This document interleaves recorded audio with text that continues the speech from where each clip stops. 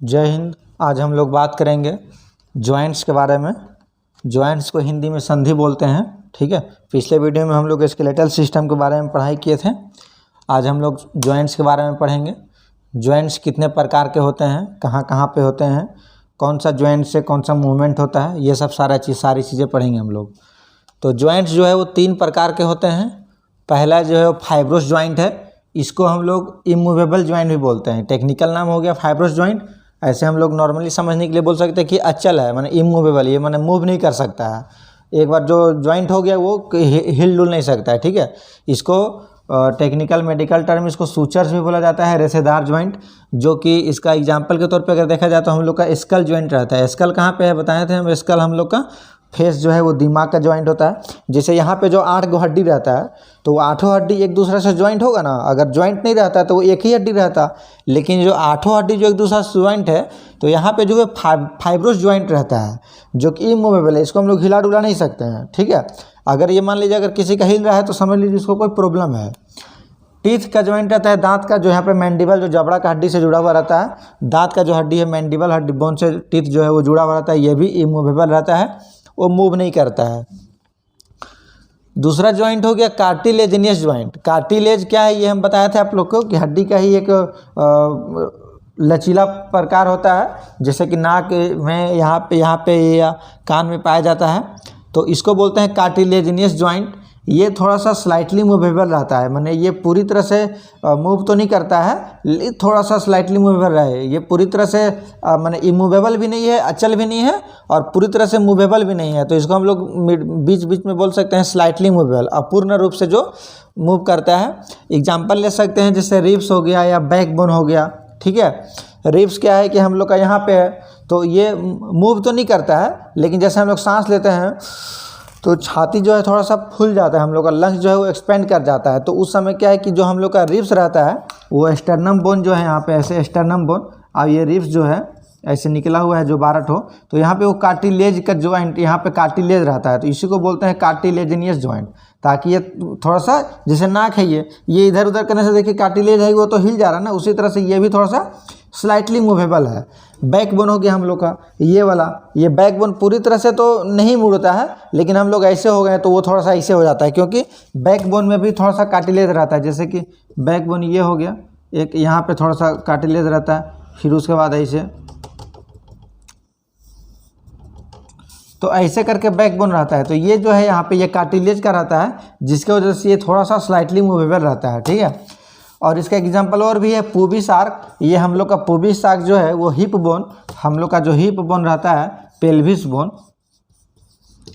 Pelvis bone का एक part रहता है। जैसे कि वो कई सारा हड्डी मिल के एक बोन बनता है ना, हिप बोन और पेल्विस बोन, तो इसका जो है एक पार्ट रहता है पूबिस आर्क, जो कि महिलाओं के प्रसव के समय में क्या होता है कि कुछ हार्मोन रिलीज होते हैं, जिसके चलते वो जो है थोड़ा एक्सपेंड कर जाता है। तो जो बोन रहता है यहाँ पे भी कार्टिलेज का ही बना रहता है। पूबिस आर्क हम लोग का नीचे रहता है, ये जो वर्टेब्रा कॉलम है ना, ये कमर का हड्डी, वो थोड़ा सा एक्सपेंड कर जाता है। ठीक है, तो यहाँ पे भी है कार्टिलेजिनियस जॉइंट। और तीसरा जो जॉइंट आता है वो है साइनोवियल जॉइंट। हम लोग इसको बोलते हैं साइनोवियल जॉइंट। ये फ्री मूवेबल है, ये पूर्ण रूप से मूव करता है। और इसका एग्जांपल जो है देख लीजिए, गर्दन है, हाथ है, पैर है आदि। हम लोग जहाँ पे भी जॉइंट हम लोग का मूव कर रहा है, जैसे ये हाथ हो गया, ये हाथ पूरा हिल डुल रहा है, गर्दन को हम लोग इधर उधर कर सकते हैं, तो ये जो है पूरी तरह से मूव कर रहा है, तो इसको हम लोग बोलते हैं साइनोवियल जॉइंट। ठीक है, अब साइनोवियल जॉइंट के अंदर 6 प्रकार का जॉइंट और आता है। मतलब ये दोनों तो है ही है, फाइब्रोस जॉइंट और कार्टिलेजिनस जॉइंट, और साइनोवियल जॉइंट 3 हो गया। अब साइनोवियल जॉइंट के भी 6 प्रकार होते हैं, तो हम लोग जो आज यहाँ पढ़ेंगे वो साइनोवियल जॉइंट का 6 प्रकार पढ़ेंगे। ठीक है,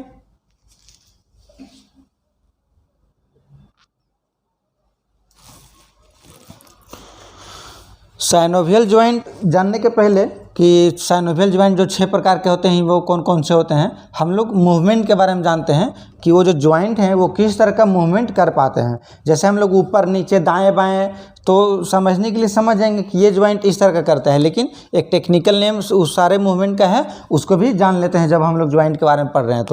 तो मूवमेंट में हम लोग का हो जाता है 1 2 3 4 5 6 7 8 9 10 प्रकार का जो है वो मूवमेंट हो जाता है, 10 टाइप। मूवमेंट में आता है पहला फ्लेक्शन, एक्सटेंशन, एडक्शन, ADDU है यहाँ पे एडक्शन, एबडक्शन, इसके बाद ABD है abduction, circumduction, rotation, pronation, supination, inversion और एवर्सन। ठीक है, तो हम लोग जानेंगे फ्लेक्शन कैसा मूवमेंट है। फ्लेक्शन में क्या है कि हाथ को मोड़ेंगे, घुटना को, जैसे कि ये जो हाथ जो है यहाँ पे जो एल्बो जॉइंट है, ये अगर हम लोग ऐसे कर रहे हैं, ठीक है, तो ये हो गया फ्लेक्शन। और अगर इसको ऐसे कर रहे हैं तो ये हो गया एडक्शन। जैसे कि ये हाथ है, ये ऐसे हाथ है, इसको अगर ऐसे मोड़ दिए तो ये फ्लेक्शन हो गया, और इसको ऐसे कर दिए तो ये एक्सटेंशन हो गया। और वही लिखा हुआ है हाथ को मोड़ेंगे, घुटना को मोड़ेंगे। तो अगर घुटना को नीचे को हम लोग शरीर की तरफ मोड़ते हैं तो वो हो जाता है फ्लेक्शन, और शरीर की ओर बाहर इसे फेंक देते हैं। जैसे फुटबॉल मारने के लिए पहले लोग क्या करता है, पैर को एकदम अंदर की ओर लेता है, उसके बाद इसे मार देता है फुटबॉल को। तो जो अंदर की ओर लेता है उसको बोलेंगे फ्लेक्शन, और जो बाहर की ओर छोड़ देता है उसको बोलेंगे एक्सटेंशन। ये हो गया फ्लेक्शन और एक्सटेंशन, ये आपको समझ में आ गया। दूसरा है एबडक्शन और एडक्शन। ठीक है, माने मिड लाइन की तरफ, जैसे शरीर का हम लोग का एक अगर भाग ले लेते हैं, बीचों बीच का हिस्सा ले लेते हैं, ये जैसे छाती हो गया ना, ये तो ये मिड लाइन इसको बोलते हैं।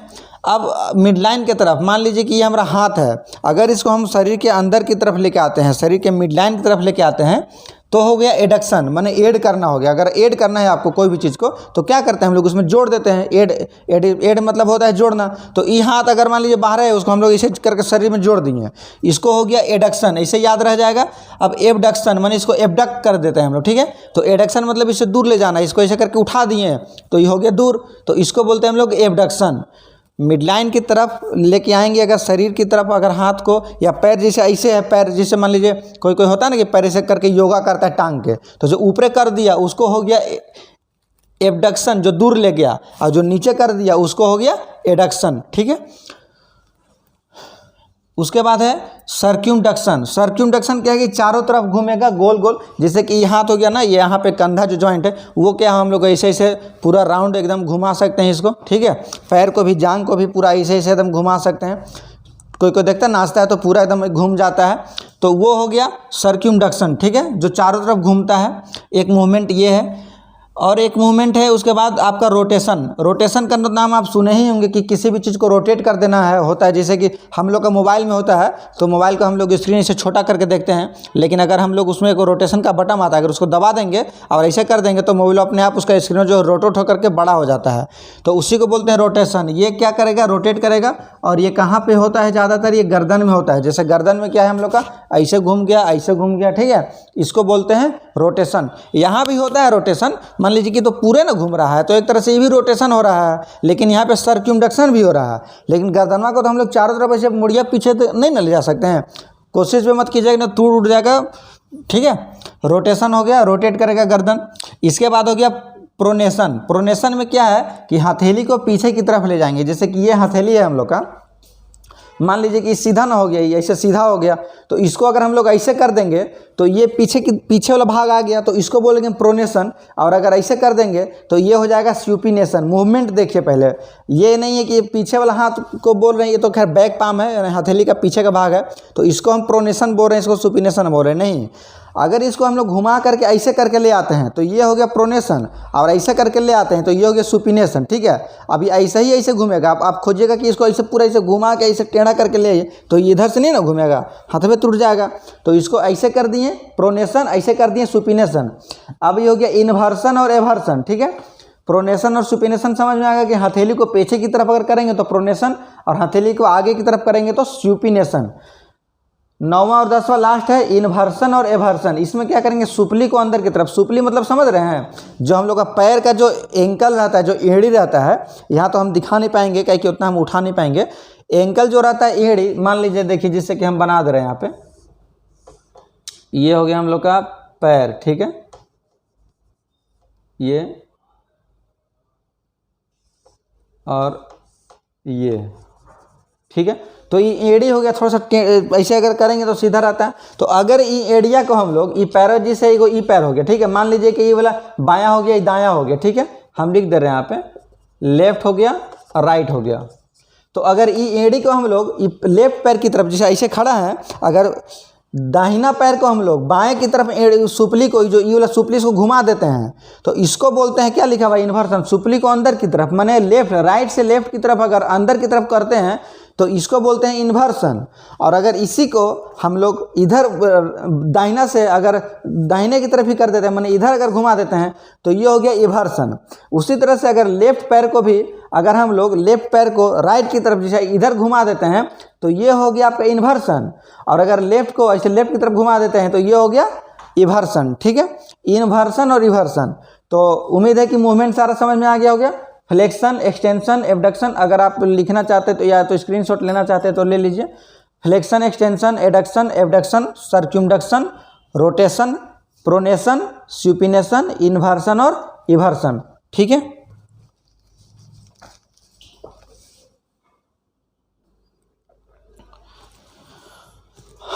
हाँ तो हम लोग जानेंगे साइनोवियल ज्वाइंट के कितने प्रकार होते हैं। तो साइनोवियल ज्वाइंट के 6 प्रकार होते हैं। साइनोवियल ज्वाइंट जो है वो साइनोवियल इसका जो नाम है ये कहाँ से है, पहले इसके बारे में थोड़ा जान लेते हैं।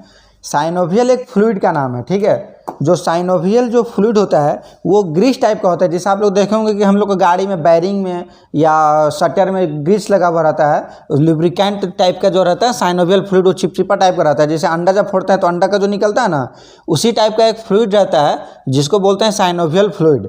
और वो हम लोग का ज्वाइंट के बीच में रहता है। जैसे मान लीजिए कि ये एक हड्डी हम बना रहे हैं, यहाँ पे एक हड्डी ये बन गया और दूसरा हड्डी जो है एक ये बन गया। ठीक है, तो ये जो दो स्पेस है बीच में, इसी में आपका रहता है साइनोवियल फ्लूइड। ठीक है, अब यहाँ पे आपका रहता है लिगामेंट भी यहीं पे रहता है। क्या क्या रहता है, ligament, synovial fluid, synovial fluid, ligament. और एक चीज़ यहाँ पे और रहता है, जैसे कि हड्डी है तो खाली हड्डी नहीं रहेगा, उसमें मांस भी रहता है। कौन सा मांस रहता है, आप लोग देखे होंगे कि जब हम चिकन उकन, जो मांसाहारी लोग होंगे वो लोग जब चिकन उकन खाते होंगे तो हड्डियाँ में सब मांस निकल रहता है जिसको घींच करके इसे खाते हैं। चाहे हड्डियाँ जहाँ से ज्वाइंट रहता है, जिससे जो लेग पीस खाता है या जो उसका जो कोनवा रहता है हड्डियाँ का, जो ज्वाइंट वाला पार्ट रहता है, वहाँ का हड्डियाँ थोड़ा सा एकदम कुरमुरा टाइप का होता है, उसको ज़्यादा चबाने का ज़रूरत नहीं होता है, वो तुरंत ख़त्म हो जाता है। ठीक है, तो उसको बोलते हैं लिगामेंट। और जो फ्लूइड रहता है वो साइनोवियल फ्लूइड, वो तो खैर आपको पता नहीं चलेगा क्योंकि फ्लूइड रहता है तो वो ऐसे धो लेने से सब धुला जाता होगा। और जो मसवा जो ज्वाइंट रहता है, मसल्स जो ज्वाइंट रहता है, उसको बोलते हैं टेंडन। ठीक है, इसको बोलते हैं टेंडन, TENDON, टेंडन बोलते हैं, जो यहाँ से मांस ज्वाइंट रहता है। तो इसी को बोलते हैं साइनोवियल ज्वाइंट। ठीक है, जो दो हड्डी के बीच का रहता है और जो पूरी तरह से मूवेबल होता है। ठीक है, साइनोवियल ज्वाइंट के 6 प्रकार होते हैं। सबसे पहला जो है वो हम लोग देखेंगे कि बॉल एंड सॉकेट ज्वाइंट इसको बोलते हैं, बॉल एंड सॉकेट ज्वाइंट बोलते हैं। ये इस प्रकार का रहता है, जैसे कि ये मान लीजिए कि पूरा गोल इसे बॉल है और वो जाके किसी चीज़ में इसे खप गया। ठीक है, मान लीजिए कि बॉल है इसे और वो जाके किसी में खप गया, तो किस तरह का होगा, ऐसे भी मूव करेगा और ऐसे भी मूव करेगा। ठीक है, ऐसे भी मूव करेगा और ऐसे भी मूव करेगा। तो इसमें बॉल एंड सॉकेट ज्वाइंट में ज़्यादातर मूवमेंट होता है। फ्लेक्शन भी होता है, एक्सटेंशन भी होता है, एडक्शन भी होता है, एबडक्शन भी होता है, रोटेशन भी होता है और सर्क्यूमडक्शन भी होता है। ये पाए जाते हैं प्रायः कंधा का ज्वाइंट में और जांघ का ज्वाइंट में। जैसे कंधा का ज्वाइंट में ये हम लोग का हो गया, ये ऐसे भी हो रहा है, ऐसे भी हो रहा है। ठीक है, तो फ्लेक्शन एक्सटेंशन भी हो गया, एडक्शन एबडक्शन भी हो गया, सर्क्यूमडक्शन भी हो गया और रोटेशन भी हो गया। कंधा और जांघ में प्राय पाया जाता है बॉल एंड सॉकेट ज्वाइंट। ठीक है, ये समझ में आ गया। दूसरा है सैडल ज्वाइंट, जो इसी प्रकार का होता है, इसी जैसे बॉल एंड सॉकेट है ना, तो एस से सॉकेट भी हो जा रहा है और एस से सैडल भी हो जा रहा है, याद रहेगा। बॉल एंड सॉकेट, उसके बाद सैडल ज्वाइंट। सैडल ज्वाइंट में क्या है, सिर्फ फ्लेक्शन और एक्सटेंशन होगा और रोटेशन होगा, फ्लेक्शन एक्सटेंशन और रोटेशन होगा। तो ये जो है ये आपका पाया जाता है थंब में। जैसे कि ये जो अंगूठा है हम लोग का, ठीक है, तो अंगूठा को हम लोग देखिए, अगर ये उंगली को ऐसे पकड़ लिया जाए तो अंगूठा ऐसे ऊपर नीचे हो रहा है, यानी कि फ्लेक्शन भी हो रहा है, एक्सटेंशन भी हो रहा है, और ये ऐसे घुमा देंगे तो थोड़ा रोटेशन भी हो जाएगा। तो ये हो गया फ्लेक्शन एक्सटेंशन और रोटेशन, कौन सा ज्वाइंट में, सैडल ज्वाइंट में। ठीक है, तीसरा ज्वाइंट जो है हम लोग का वो है हिंग ज्वाइंट। इसको हम लोग कब्जा ज्वाइंट भी बोलते हैं। कब्जा ज्वाइंट माने जैसे कि आप लोग अगर शहर में रहते होंगे तो मान लीजिए अभी तक तो सब तो रिमोट वाला दरवाज़ा आ गया कि रिमोट ऐसे बंद हो जाता है, खुल जाता है शीशा का, लेकिन ज़्यादातर अभी भी लोग दरवाज़ा वैसा ही वाला प्रयोग करते हैं जो कि बाहर की ओर और अंदर की ओर खुलता है। तो बाहर की ओर अंदर की ओर जो दरवाज़ा खुलता है, तो जैसे मान लीजिए कि आपको चौखट तो लगाना पड़ता होगा ना, एगो मान लीजिए कि चौखट लगे, ठीक है, अब यहाँ पे जैसे कि दरवाज़ा है आपका, ये दरवाज़ा है, पकड़ के खोलने वाला है, तो यहाँ इसको कनेक्ट करने के लिए कुछ तो लगता ना होगा, तो यहाँ पे वो लगता है, पहले हम लोग उसको बोलते हैं कब्जा, ठीक है। तो वो ऐसे खोलेंगे और फिर ऐसे बंद करेंगे, तो इस तरह का ही रहता है वो हिंग जॉइंट, जो यहाँ से ऐसे मान लीजिए कि ऐसे बना हुआ है हिंग जॉइंट, और यहाँ पे आके ऐसे करके ऐसे वो फिट हो गया वो, ठीक है, ऐसे। तो याद ऐसे ऐसे ही खाली होगा, ठीक है। अब इसको आप ऊपर नीचे करना सकिएगा नहीं ना, करना सकिएगा, मैंने ऐसे और ऐसे नहीं करना सकिएगा, ये खाली आपका इधर की ओर होगा और उधर की ओर होगा। तो इसको बोलते हैं हिंग जॉइंट में सिर्फ फ्लेक्शन और एक्सटेंशन होगा, ठीक है। ये पाया जाता है आपका घुटना में, एल्बो में, ठीक है। जैसे कि एल्बो ये हो गया, ये ऐसे ऐसे हो गया, तो यहाँ पे जो जॉइंट है वो हिंग जॉइंट है। एल्बो घुटना हो गया हम लोग का, बताए थे हम। फैलेंजेस, फैलेंजेस किसको बोलते हैं? Humerus, radius ulna, carpal, metacarpal और फैलेंजेस, ठीक है। तो फैलेंजेस में पाया जाता है, जैसे कि उंगली हो गया फैलेंजेस, इसको ऐसे देखिए यहाँ से ऐसे कर दिए हम लोग। और इंटर फैलेंजेस माने ये फैलेंजेस का जो जॉइंट है, जैसे ये उंगली है तो ये 3 जगह जॉइंट है, एगो यहाँ एगो यहाँ एगो यहाँ, तो इसको भी हम लोग ऐसे कर सकते हैं। तो फ्लेक्शन और एक्सटेंशन यहाँ भी हो रहा है, तो इसको बोलते हैं हम लोग हिंग जॉइंट, हिंदी में कब्जा संधि हो गया ये, ठीक है। अब हम लोग जानेंगे चौथा, पांचवा, छठा, 3 जॉइंट यहाँ हो गया, 3 जॉइंट और, इसको फिर से रिपीट कर लीजिए। Ball and socket joint, movement, flexion, extension, adduction, abduction, rotation और सर्क्यूमडेक्शन। ये ऐसा होता है, हाथ से इशारा करके बता दे रही है। मान लीजिए बॉल हो गया और ये सॉकेट से पकड़ लिया, ये ऐसे ऐसे भी मूव करेगा और ऐसे ऐसे भी मूव करेगा। सैडल जॉइंट इसी का प्रकार का है, उसमें खाली फ्लेक्शन, एक्सटेंशन और रोटेशन होगा, ठीक है, जो अंगूठा में पाया जाता है, थंब में। हिंग जॉइंट और भी कहीं पाया जाता होगा, हम आपको एग्जाम्पल के तौर पे एक एक दो चीज़ बता दे रहे हैं ताकि आप लोगों को समझने में आसानी होगा। तीसरा जो है हिंग जॉइंट है, जिसको हम लोग कब्जा संधि भी बोलते हैं, इसमें फ्लेक्शन एक्सटेंशन होगा सिर्फ। ये कहाँ पाया जाता है? घुटना में, एल्बो में, फैलेंजेस में और इंटर फैलेंजेस में।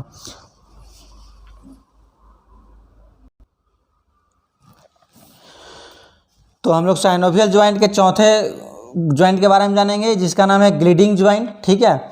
ये है क्या? ग्लिडिंग जॉइंट स्लाइटली मूवेबल है, माने ये बहुत ज़्यादा मूव नहीं करता है, और ये कैसा रहता है, जिसे 2 बोन के बीच में रहता है, जिससे 2 फ्लैट बोन हो गया, जिसे देख रहे हैं ना यहाँ पे 2 एक ऊपर हड्डी हो गया, एक नीचे हड्डी हो गई, बस ये ऐसे करके खाली यहाँ पे रहता है। ये स्लाइटली मूवेबल करता है, ये ज़्यादा फ्लेक्शन एक्सटेंशन वगैरह कुछ नहीं करता, ये एकदम थोड़ा सा मूवमेंट करेगा। जैसे कि ये पाया जाता है कार्पल्स में और टार्सल्स में। तो कार्पल्स और टार्सल कहाँ पाया जाता है हम बताएं आप लोग को। कार्पल यहाँ पे पाया जाता है और टार्सल्स पैर का जो एड़ी का ज्वाइंट रहता है वहाँ पे पाया जाता है। तो अब ये देखिए, जैसे कार्पल और मेटाकार्पल का ज्वाइंट को नहीं बात कर रहे हैं हम। कार्पल मान लीजिए कि देखिए, जैसे कि हाथ हम बना दे रहे हैं, ठीक है। ये हो गया पहला हाथ का 1 हड्डी, इसके बाद निकला यहाँ से 2 हड्डी, ये हो गया ह्यूमरस, ये हो गया रेडियस और ये हो गया अल्नस, ठीक है। अब यहाँ से निकला कार्पल, यहाँ पे कै गो हड्डी? 8 गो हड्डी है, 4, 5, 6, 7, 8 गो हड्डी, ठीक है। अब इसके बाद हो गया मेटाकार्पल, 1, 2, 3, 4, 5। अब इसके बाद हो गया फ्लेंजेस आपका, ठीक है। तो humerus, radius, ulna, carpal, metacarpal, phalanges. तो कार्पल जो हड्डी है, इस यहाँ पे 3 गो ज्वाइंट हो गया। पहला कि रेडियस और अल्ना भी कार्पल से मिला हुआ है और मेटाकार्पल भी कार्पल से मिला हुआ है, लेकिन जो 8 हड्डी कार्पल जो आपस में ज्वाइंट है, ये ज्वाइंट को बोलेंगे हम लोग ग्लिडिंग ज्वाइंट। समझ गए? ठीक है। कार्पल जो आपस में जुड़ा हुआ है उस ज्वाइंट को बोलेंगे हम लोग ग्लिडिंग ज्वाइंट, ठीक। तो ये क्या है कि ये ज़्यादा मूवमेंट नहीं करता है। मान लीजिए जो मूवमेंट आपका कर रहा है, जो देख रहे हैं, वो ये वाला ज्वाइंट कर रहा है और ये वाला ज्वाइंट कर रहा है, ये वाला ज्वाइंट आपका मूवमेंट ज़्यादा नहीं करता है, तो इसको बोलते हैं स्लाइडिंग ज्वाइंट, जहाँ पे 2 फ्लैट बोन आपस में ऐसे जुड़ा हुआ है। समझ में आ गया ग्लिडिंग ज्वाइंट। इसके बाद हो गया आपका पिवोट ज्वाइंट। पाइवोट, इसको हम लोग खूंटी ज्वाइंट भी बोलते हैं। पाइवोटेड, कहीं कहीं पे जैसे कोई मशीन रहता है ना, तो मशीन में देखते हैं कि चक्री टाइप का रहता है, इसे घूमते रहता है। हम लोग का घर में देखे होंगे चक्री, आप लोग जिस गांव देहात में अगर आप लोग रहे होंगे तो चक्री पहले चलता था चावल उवल पीसने के लिए, तो चक्री को सब पकड़ के हम लोग ऐसे ऐसे पूरा घुमाते थे, हाथ पूरा दर्द करने लगता था। वो चक्री पत्थर का रहता था, नीचे ऊपरे जाता जिसको बोलते थे उसमें। तो चक्रिया जिसमें रहता था वो पाइवोटेड रहता था, जिससे कि ये एगो चक्री हो गया, ये मान लीजिए यहाँ पे, और यहाँ पे एगो खूंटी निकला रहता था, ठीक है। इसमें सीमेंट का बना खूंटी निकला रहता था, इसके ऊपर से एगो और रहता था, एगो गोल इसमें घुसल रहता था, इसी को पकड़ के हम लोग ऐसे ऐसे घुमाते थे। तो ये ऊपरे वाला चक्री यहाँ पे क्या रहता था, वो पाइवोटेड रहता था, इसी को बोलते हैं पाइवोट ज्वाइंट, यानी खूंटी वाला ज्वाइंट, है ना। ये देखिए, तो चक्री को इसे घूम रहा है, उसको बोलते हैं पाइवोट ज्वाइंट। और ये कहाँ पे पाया जाता है? आपका गर्दन में पाया जाता है और एटलास और एक्सिस बोन के बीच में पाया जाता है। इसलिए एटलास और एक्सिस यहाँ पे बोला जा रहा है क्योंकि एटलास और एक्सिस क्या है ये भी बता दें। गर्दन का जो हम लोग सर्वाइकल जो वर्टेब्रा कॉलम में पढ़े हैं कि 26 हड्डी है, तो 26 हड्डी में C1 से लेकर C7 तक 7 को हो गया, T1 से लेकर T12 तक 12 को हो गया, L1 से लेकर L5 तक 7 12 5 17 5 22 12 7 19 और 5 24, एगो सैक्रम हो गया 25 और एगो कोक्सिस हो गया 26।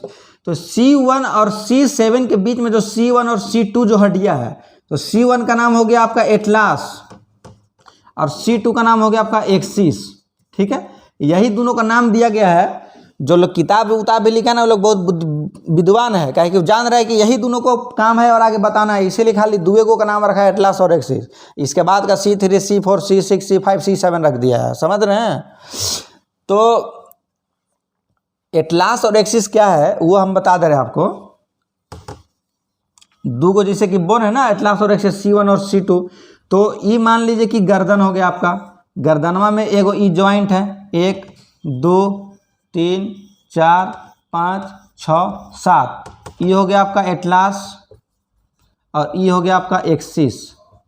तो जो पिवोट जॉइंट है, जो पाइवोटेड जॉइंट है वो एटलास और एक्सिस के बीच में है, माने ये दोनों हड्डियां के बीच में जो जॉइंट है उसको बोलते हैं पाइवोटेड जॉइंट।